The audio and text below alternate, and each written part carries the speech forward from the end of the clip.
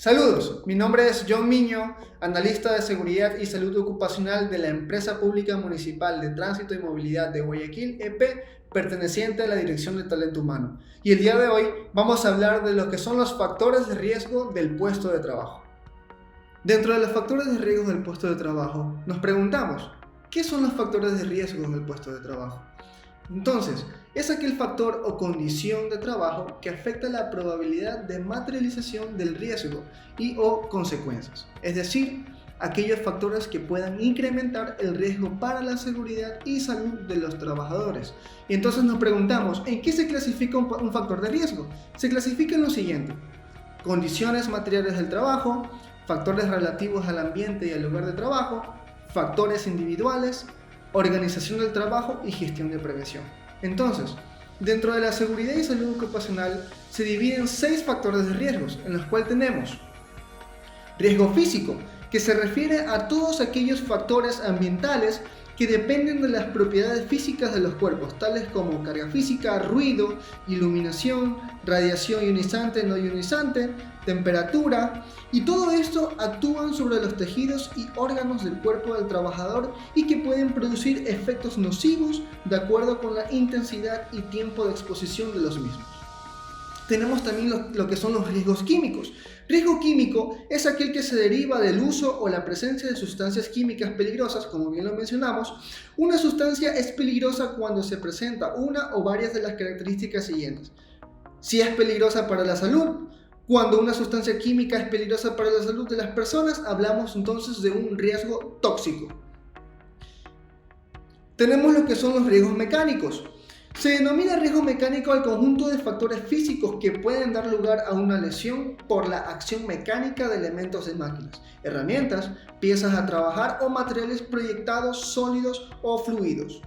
Tenemos lo que es el riesgo psicosocial, que todos estos riesgos psicosociales se derivan de las deficiencias en el diseño, la organización y la gestión del trabajo, así como de un escaso contexto social del trabajo, y pueden producir resultados psicológicos, físicos y sociales negativos, como el estrés laboral y el agotamiento o la depresión. Tenemos lo que es el riesgo ergonómico. Los riesgos ergonómicos son aquellos que pueden dar lugar a trastornos musculoesqueléticos en la persona trabajadora y se derivan de posturas forzadas, aplicación continua de fuerzas, movimientos repetitivos y manipulación manual de cargas en el puesto de trabajo. Tenemos lo que son los riesgos biológicos, que es la posibilidad de que un trabajador sufra un daño como consecuencia de la exposición o contacto con agentes biológicos durante la realización de su actividad laboral. Su transmisión puede ser por vía respiratoria, digestiva, sanguínea, piel o mucosas. Entonces vamos a hablar un poco más acerca de estos factores de riesgos. Dentro del factor de riesgo físico tenemos lo que son ruidos, iluminación, vibraciones, temperatura, ventilación, exposición a radiaciones ionizantes y no ionizantes. Todo esto comprende lo que son los riesgos físicos que se pueden presentar en un entorno laboral. Entonces, ¿cuáles son las recomendaciones o las medidas preventivas? Considerar el nivel de iluminación en función de cada actividad y de la zona de trabajo en la que se realiza. Verificar en el puesto de trabajo si se cuenta con ventilación natural o artificial. Alejar las fuentes con mayores niveles de ruido de los puestos de trabajo. Establecer un sistema de pausas durante la jornada laboral y utilizar pantallas protectoras para el uso de las pantallas de visualización de datos. En este caso, los monitores, las laptops. Tenemos también lo que son los riesgos químicos, que se presentan de la siguiente manera: sólidos, líquidos y gases. ¿Cuáles son las medidas preventivas de estos riesgos químicos? Son almacenar los productos químicos en un área de acceso restringido que cuente con ventilación natural o forzada, rotular los envases químicos. El llenado de recipientes deberá realizarse con embudo para evitar riesgos o derrame. Todo producto químico no debe ser almacenado en los puestos de trabajo, en las oficinas. Debe tener un lugar destinado de almacenamiento, que estén rotulados para una fácil identificación y alejados de las personas para evitar contacto y posible contaminación. Tenemos lo que son los riesgos mecánicos, que consta lo siguiente: como podemos ver en la imagen que se presenta, caídas al mismo o a distinto nivel, Tenemos lo que son golpes y cortes con objetos y herramientas, atrapamientos por o entre objetos, caída de objetos y manipulación. ¿Cuáles son las medidas preventivas de este factor de riesgo? Notificar rápidamente cualquier desperfecto, avería o mal funcionamiento de máquinas, equipos, estructuras y herramientas. Mantener los puestos de trabajo en orden y limpieza para evitar tropezones, caídas y accidentes. Evitar usar los teléfonos celulares mientras caminamos. Evitar correr en su área de trabajo. Normalmente, este factor de riesgo es lo que más vemos en nuestro puesto de trabajo, en nuestro entorno laboral. Así sea operativo, así sea administrativo. Si soy administrativo, tengo el riesgo de caerme al mismo nivel, caerme a distinto nivel mientras estoy bajando las escaleras, estoy bajando andamios, mientras me movilizo y tengo que bajar las veredas. Eso es considerado caída a distinto nivel. Ahora, en la parte operativa también usamos herramientas. Hay que verificar las herramientas que estén en buen estado, ver la maquinaria que se está usando y tener la medida de prevención adecuada cuando se realiza ese tipo de trabajo. Tener totalmente la atención. Tenemos lo que es el factor psicosocial, que el factor psicosocial se presenta de la siguiente forma: el estrés, sobrecarga laboral, participación y control, tiempo de trabajo, relaciones interpersonales. ¿Cuáles son las medidas preventivas? Las medidas preventivas de este factor de riesgo es adecuar la carga y ritmo de trabajo, fomentar estrategias de comunicación entre los distintos niveles, es decir, niveles jerárquicos entre los mismos colaboradores, entre colaborador a jefe, de jefe a colaborador. Mejorar la motivación de las personas, facilitar la cohesión interna del grupo, mejorar la calidad de las relaciones laborales. Tenemos lo que son los riesgos ergonómicos. Los riesgos ergonómicos, como pueden ver en la imagen, se presentan de la siguiente forma: posturas forzadas. Podemos ver la persona que está usando la computadora, donde podemos ver que está la X. Eso es una postura forzada y no es una postura correcta frente a un ordenador. Tenemos esfuerzos físicos, tenemos lo que son movimientos repetitivos, uso de pantallas de visualización de datos, es decir, monitor, manipulación de cargas. ¿Cuáles son las medidas preventivas de este factor de riesgo? Pues tenemos lo que son realizar pausas de trabajo durante la jornada laboral que permiten recuperar tensiones y descansar. Es decir, dentro de la jornada laboral, permitirse un par de minutos, salir del puesto de trabajo, hacer estiramiento, para así poder recuperar fuerzas y dar la pausa y evitar tensiones. Y así estamos haciendo descansar nuestro cuerpo. Adaptar el mobiliario, lo que son sillas, mesas, tableros, pantallas de los ordenadores. Cuando estamos frente a un ordenador, es importante que el borde superior del monitor dé a la altura de los ojos. La distancia entre un ordenador y la persona, si no tiene una cinta métrica, lo que puede hacer es estirar el brazo con el puño cerrado hacia el ordenador, y esa será la distancia correcta para determinar la postura que debo adecuar frente a la pantalla. La silla, tenerla bien regularla a una altura que pueda mantener mis pies sobre el suelo. Si mis pies no alcanzan el suelo, poner un apoyapiés, para así poder asentar los pies y tener una postura adecuada. Planificar el levantamiento manual de carga. Levantamiento manual de carga. Podemos ver en la imagen de en medio, en la parte superior, una persona que está levantando una caja.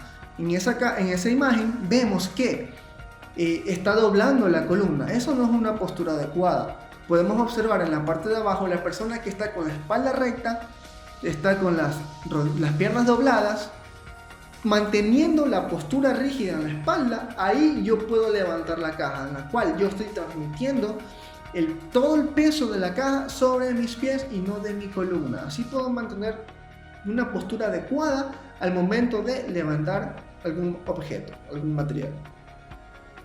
Como bien lo vemos en el último punto de las medidas preventivas, doblar las piernas manteniendo en todo momento la espalda recta y manteniendo el mentón metido. Eso es una postura correcta al momento de levantar una carga. Tenemos lo que son los riesgos biológicos. Los riesgos biológicos se representan en virus, hongos, bacterias y parásitos. ¿Cuáles son las medidas preventivas? Mantener las áreas limpias y desinfectadas. En caso de presentar síntomas respiratorios, usar mascarillas. Verificar el mantenimiento de los aires acondicionados. Como bien sabemos, en los últimos años hemos pasado por una pandemia, el COVID-19. En esta pandemia, el COVID-19 fue catalogado como un virus. ¿Ya? Entonces, esto ingresa dentro de lo que son los factores de riesgo biológicos, así como también la gripe, las alergias. Entonces, siempre es importante que mantengamos una buena higiene dentro de nuestro entorno laboral. Si estamos con gripe, tratar en lo posible de usar mascarillas para no contagiar al compañero que tenemos al lado nuestro.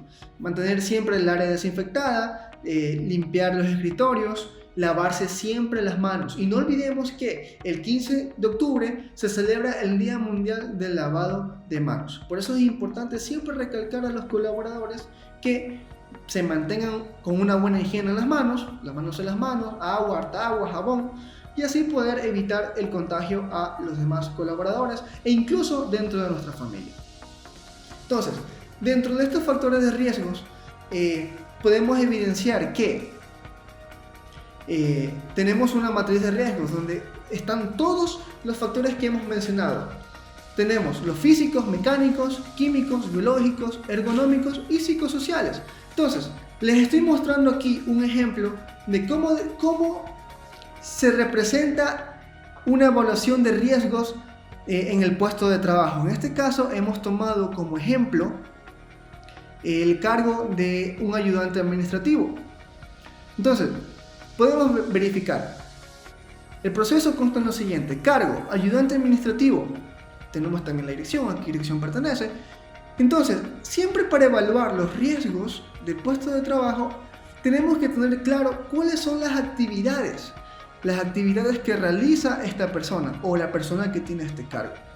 Entonces, en el ejemplo que tenemos y que se muestra en pantalla, vemos que un ayudante administrativo ayuda a mantener el orden, la correspondencia externa e interna y actividades relacionadas, entrega de respuestas oportunas y documentación de la dirección. Recibe documentos varios como soporte a la gestión realizada al interior de la dirección, ayuda a mantener el orden de los archivos de la dirección, apoya en la entrega y recepción de la documentación, gestiona y organiza el archivo físico y digital de la documentación de la dirección, cumple con lo establecido por el sistema de gestión antisoborno, realiza las demás funciones que sean delegadas y asignadas por su jefe, que se encuentran dentro de su competencia, enmarcadas en la ética y profesionalismo en concordancia con la misión, visión y valores definidos por la empresa. Entonces, para evaluar las actividades que realiza este ayudante administrativo, tenemos que tener claro lo siguiente: si las actividades del colaborador son rutinarias o no son rutinarias. Y como lo podemos ver en la hilera que dice tipo de actividad, rutinaria, no rutinaria y emergencia, podemos verificar que se dividen en rutinarias y no rutinarias. Es decir, que hay ciertas actividades del colaborador que sí son de todos los días, y podemos ver que hay actividades que no son de todos los días. Y vamos a ver lo siguiente: dentro de las actividades que este colaborador realiza, evaluamos y evidenciamos el factor de riesgo. Por ejemplo, en tipo de actividad rutinaria tenemos lo que son los factores físicos, que vemos: estrés térmico, contactos eléctricos directos e indirectos, exposición al ruido, radiaciones no ionizantes. Entonces, seguimos con el factor de riesgo. Tenemos por parte de los riesgos mecánicos, vemos que el tipo de actividad es rutinaria. Entonces, ¿cuál es el riesgo de esto? Pisos irregulares y resbaladizos, caída de las personas al mismo nivel, desorden y desplazamiento en transporte terrestre. Seguimos. Tenemos también lo que son los factores de riesgo químicos, pero esto no es rutinario. Aquí cambian. ¿Cuáles son los riesgos? Exposición a tinta de impresoras y fotocopiadora, productos de limpieza. Seguimos con los factores de riesgo. Tenemos factores de riesgo biológicos, que también tenemos que no es rutinario, pero aquí está expuesto: COVID-19, bacterias, hongos, presencia de vectores, moscas y cucarachas. Tenemos también factores de riesgo por parte del riesgo ergonómico, que aquí sí vemos que es rutinario. ¿Cuál es el riesgo? Como bien lo vimos o lo mencionamos en las diapositivas anteriores, los riesgos ergonómicos son posturas prolongadas, mantenida y forzada, movimientos repetitivos, uso de pantallas de visualización de datos, fatiga mental y muscular. Entonces tenemos también los factores de riesgo psicosociales, que son también tipo de actividad rutinaria. Entonces, ¿cuáles son los riesgos? Las afectaciones físicas relacionadas al estrés, atención al cliente, carga de trabajo, alta responsabilidad. Entonces, una vez identificados el tipo de actividad, los factores de riesgos y los riesgos a los que están expuestos, procedemos a la evaluación del riesgo. ¿Qué es lo que vamos a ver en la evaluación de riesgos? Es la consideración del riesgo de analizar, elaboración del cuestionario de chequeo sobre los factores de riesgo que posibilitan su materialización, asignación del nivel de importancia de cada uno de los factores de riesgo, cumplimentación del cuestionario de chequeo en el lugar de trabajo y estimación de la exposición y consecuencias normalmente esperables. Estimación del nivel de deficiencia del cuestionario aplicado. Estimación del nivel de probabilidad a partir del nivel de deficiencia y del nivel de exposición. Contraste del nivel de probabilidad a partir de los datos históricos disponibles. Estimación del nivel de riesgo a partir del nivel de probabilidad y del nivel de consecuencias. Establecimiento de los niveles de intervención, considerando los resultados obtenidos y justificación socioeconómica. Y por último, el contraste de los resultados obtenidos con los estimados a partir de fuentes de información precisas y de la experiencia.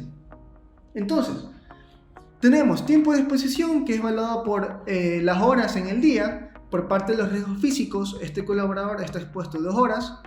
Por parte de los riesgos mecánicos 1, químicos 0.5 horas, biológicos 0.5 de igual forma, los riesgos ergonómicos 3 horas y psicosociales 2 horas. Entonces, vemos lo que es el nivel de deficiencia. Se llama nivel de deficiencia a la magnitud de la vinculación esperable entre el conjunto de factores de riesgos considerados y su relación causal directa con el posible accidente. Los valores numéricos empleados en esta metodología y el significado de los mismos se indica de la siguiente manera. Si es calificación número 10, es muy deficiente, es decir, que se han detectado factores de riesgo significativos que determinan como muy posible la generación de fallos, el conjunto de medidas preventivas existentes respecto al riesgo que resulta ineficaz. Si es calificación 6, tenemos que es un nivel de deficiencia deficiente. Se ha detectado algún factor de riesgo significativo que precisa ser corregido. La eficacia del conjunto de medidas preventivas existentes se ve reducida de forma apreciable. Ahora, si tenemos calificación 2, como lo es en este caso con el colaborador, significa que es mejorable y se han detectado factores de riesgo de menor importancia. La eficacia del conjunto de medidas preventivas existentes respecto al riesgo que no se ve reducida de forma apreciable. Y si tiene 0, pues significa que el nivel de riesgo, el nivel de deficiencia es aceptable, que indica que no se ha detectado anomalía destacable alguna. El riesgo está controlado y no se valora. Por consiguiente, tenemos lo que es el nivel de exposición. El nivel de exposición es una medida de frecuencia con la que se da exposición al riesgo. Para un riesgo concreto, el nivel de exposición se puede estimar en función de los tiempos de permanencia en áreas de trabajo, operaciones con máquinas, entre otros. Los valores numéricos pueden variar entre los que son ligeramente inferiores a valor alcanzan los niveles de deficiencia, ya que, por ejemplo, la situación de riesgos está controlada, una exposición alta no debería ocasionar en principio el mismo nivel de riesgo que una deficiencia alta con exposición baja. Entonces, para entender mejor este punto, podemos ver que en el nivel de exposición, si es calificado con 4, significa que el nivel de exposición es continua. Entonces, varias veces es una jornada laboral con tiempo prolongado. Si tiene valor de 3, significa que el nivel de exposición es frecuente, es decir, varias veces en su jornada laboral, aunque sea con tiempos cortos. Si tiene calificación 2, significa que el nivel de exposición es ocasional, es decir, alguna vez en su jornada laboral y con periodo corto de tiempo. Si el nivel de exposición es 1, significa que es esporádica, que es irregular. Tenemos lo que son los niveles de probabilidad. ¿Cómo se evalúa el nivel de probabilidad? Se evalúa multiplicando el nivel de deficiencia con el nivel de exposición. Si multiplicamos estos números, podemos tener lo siguiente. Si nos sale el resultado entre 40 y 24, quiere decir que el nivel de probabilidad de riesgo es muy alto. Es decir, ¿cuál es el significado? Que existe una situación deficiente con exposición continuada o muy deficiente con exposición frecuente. Normalmente la materialización del riesgo ocurre con frecuencia. Ahora, si la multiplicación nos sale entre 20 y 10, significa que el nivel de probabilidad es alta. ¿Cuál es el significado? Que existe una situación deficiente con exposición frecuente u ocasional, o bien situación muy deficiente con exposición ocasional o esporádica. La materialización del riesgo es posible que suceda varias veces en el ciclo de vida laboral. Ahora, si entre la multiplicación nos sale 8 y 6, es decir que el nivel de probabilidad de riesgo es media, lo cual significa que existe una situación deficiente con exposición esporádica o bien situación mejorable con exposición continuada o frecuente. Es posible que suceda el daño alguna vez. Ahora, por último, si la multiplicación nos sale entre 4 y 2, es decir que el nivel de probabilidad del riesgo es bajo. Es decir, que existe una situación mejorable con exposición ocasional o esporádica.